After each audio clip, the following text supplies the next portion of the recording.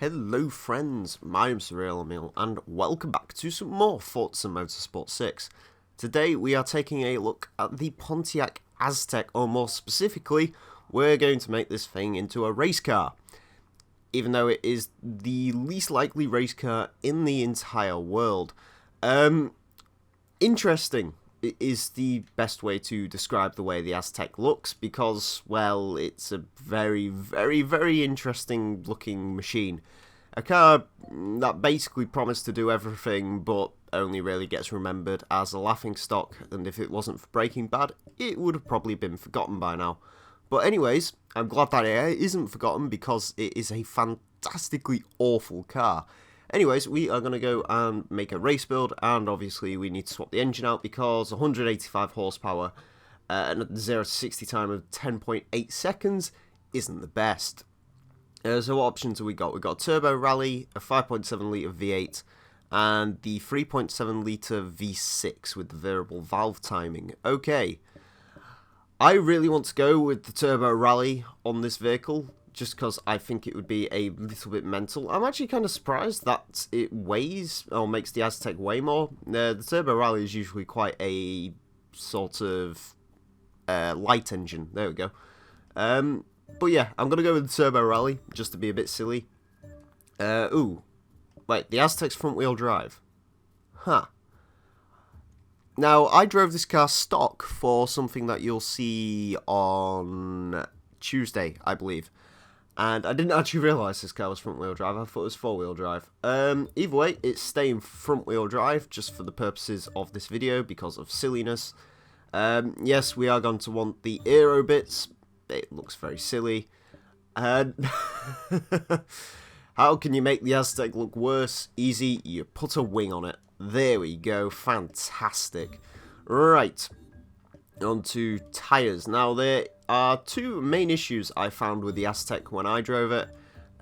So they are the issues that I'm going to try and iron out with this racing build, and we'll get into those in a second. I was tempted to put some silly wheels on it, but I don't think I'm going to. The first big issue with the Aztek is the gearbox. The gearbox is crap in this vehicle. I never got it out of second gear when I drove it, which is pretty horrific. So yes, we are going to want an upgraded gearbox and an upgraded differential because it had sort of one tyre fire going on. Although strangely, from what I remember, it is actually from the back wheel, which is a bit weird. We can indeed slam the Aztek, which for purposes of silliness, I think when I tune this, I'm going to raise it right back up again, because why not? As far as the actual place I want this car to race in, I want to get this thing as a C-Class race car.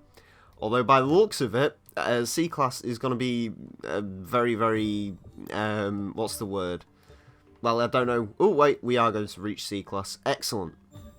Actually, there's no point in really even touching the engine, to be honest with you. 497 horsepower in an Aztek does sound interesting. Sod it. It's a B-Class car now. There we go. So I think I upgraded everything save from the clutch. So yeah, I think that's our Aztek suitably built up. The rims don't really make that much of a difference. We won't put rims on it because the rims it's got on it already are fantastically awful. So we'll leave them on for the purposes of silliness. Okay, saving. Right, time to tune this because it will certainly need some tuning. Okay, the race gearbox is just about as broken as the standard gearbox. Let's bring those right in. There we go. What's it reckon? 5.7 seconds to 60. 144 miles an hour top speed. Not great. Ride height, yes. We want all of the ride height in the Aztek. Again, reasons of silliness.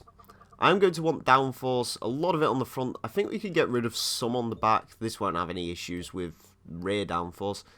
And the diff, I'm going to calm the diff down a bit. We'll do something like that. I think that'll be okay. Let's just fix the suspension a bit. Okay, now there we go. That's our Aztek built up. This will probably be one of the worst race builds we've ever done. Usually they go quite well, so I'm interested to see how this one plays out. Right, let us go and pick a racing track, and I think for today's video we're going to go to Daytona. Because why not? I haven't really used Daytona all that much. The short circuit is not particularly short. So we'll go for the sports car circuit, because this is indeed a sports automobile. And we'll get some driver tires in the mix as well. We'll leave them on that, just because I seem to be having real issues with the driver tires at the moment. Should we limit everyone to front-wheel drive cars? There we go, we'll have a bit of a front-wheel drive competition actually. Let's see how our Aztek fares compared to other B-class cars that happen to be front-wheel drive. And from what I remember, I don't think there really is any B-class front-wheel drive cars, but we'll have to see. I don't think there actually are, but whatever. This might just be a sea of random vehicles. Aztecs. Okay, all these Aztecs upgraded? I hope so. Please be upgraded, Aztecs. Okay, no. Well, that's a bit unfortunate. There's no B-class front-wheel drive cars, so everyone's in Aztecs. Oh, God, I really should go racing with a full field of Aztecs. That would be interesting.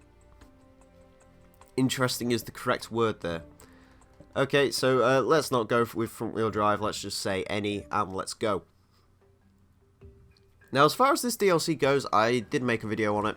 And I said this is actually one of my favourite DLCs to come out for Forza 6 so far.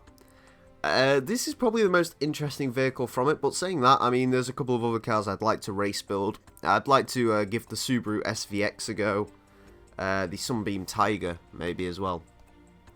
I think that could be an interesting car to build up, even maybe the Corolla. The last DLC pack didn't really have too many interesting vehicles to build up. Someone did ask for the Opel Kadett, and I will eventually do that. Okay, so what we got on the starting grid. Oh, and I forgot, of course. As usual, for these car builds, we need to go and set ourselves to the back of the pack. Right. What do we have? Aston Martin DBS, Shelby, Ferraris, Corvettes. Okay, we're faster than a Ferrari F355, apparently. Okay, my predictions, this isn't going to go well. We'll have to. I'm fairly certain I've tried racing front-wheel drive cars here before. I'm fairly certain it will just go dip down. Sounds like a turbo rally engine. Let's go. Oh god. Understeer, understeer, understeer already. Go, Aztek. There we go. Okay, we're in control.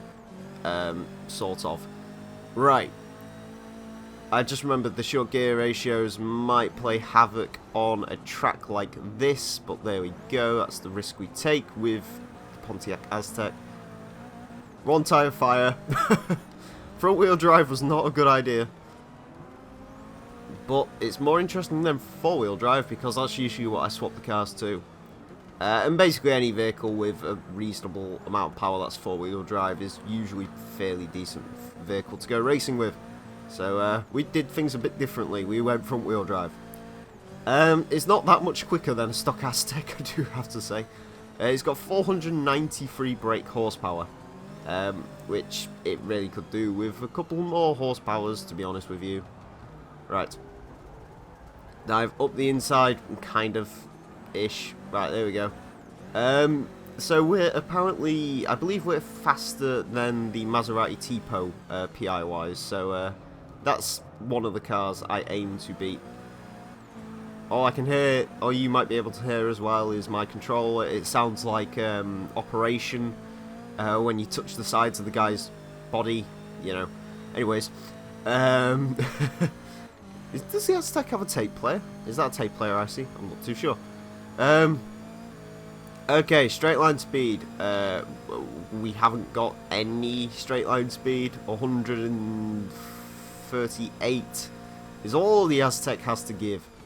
Right, brake into here. Now, I could be cheaty through here. I do have some cheaty racing lines through Well, we're going to be cheaty slightly. There we go. You need to be cheaty when you're driving the Pontiac Aztek. Right. They're not getting away from us, though, and we are slowly climbing up the pack, I guess.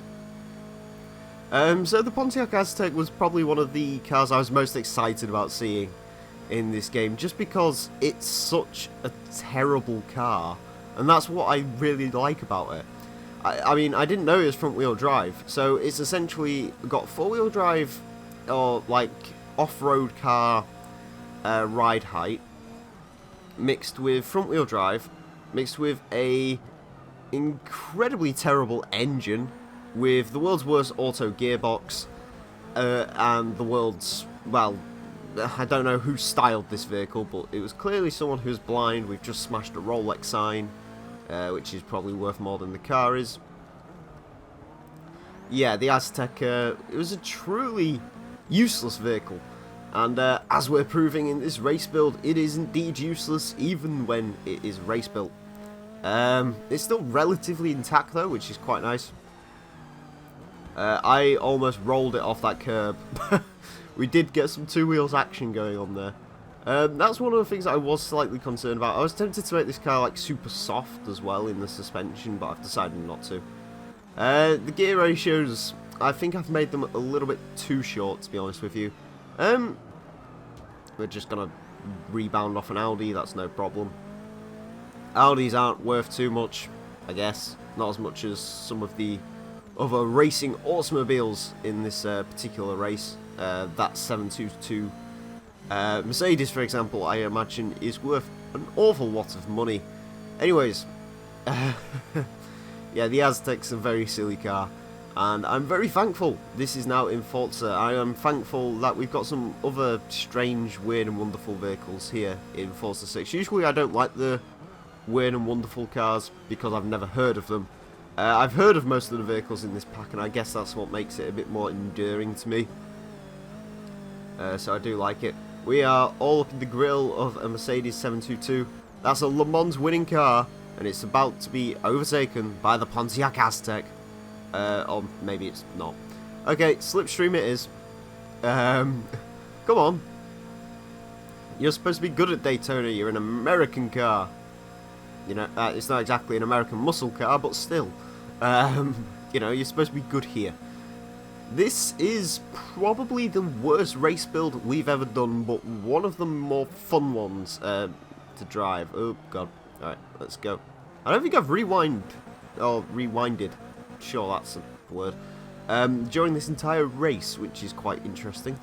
Someone did suggest making a drift build of this vehicle. I can't go drifting, but I can kind of go racing, so that's why we're racing the Pontiac Aztek. I couldn't really think of anything to time trial this against, so yeah, that explains why we're here. As a C-Class car, this might have been okay. As a B-Class, it doesn't really work. It really doesn't really work. Right, let's go up the inside on the Mercedes. I want to get to at least... I want to say 10th, but we're sort of coming up to the big banked bit, and we're not very fast round there. We're not very fast round anywhere, to be perfectly honest, though. Right, come on. Let's stay in 13th, actually. 13th is a good place, 13th. All we need to do is block the Mercedes, which I can see in my rearview mirror. It's a very gopping car, that Mercedes. It has to be said. Right, let's just keep them blocked. Okay, slam him into a wall, that works too. Let's break the $1 million Mercedes, sod it. I don't have four-wheel drive, but I have an off-road e-car-ish. Yeah, that's the cheating line, in case you're wondering. That really helps you out in that endurance race that you do around here. So, by the looks of it, we're going to end up in 13th place with the Pontiac Aztek. Yeah. We haven't needed the airbag, which is good. We haven't had many full frontal crashes. You see, that 722 Mercedes got completely destroyed in that crash, while as the side of my car is completely fine. I also noticed after my cheeky corner cut that Infinity still caught up. Excellent. So yeah, the Pontiac Aztek. Not a good race car. Who would expect that? But anyways, I hope you have enjoyed this video. I'm going to probably be doing another race build with this DLC in the coming days, so look out for that. And yeah, anyways, I want to thank you all very much for watching. Mine has been the real Emile. Until next time, farewell.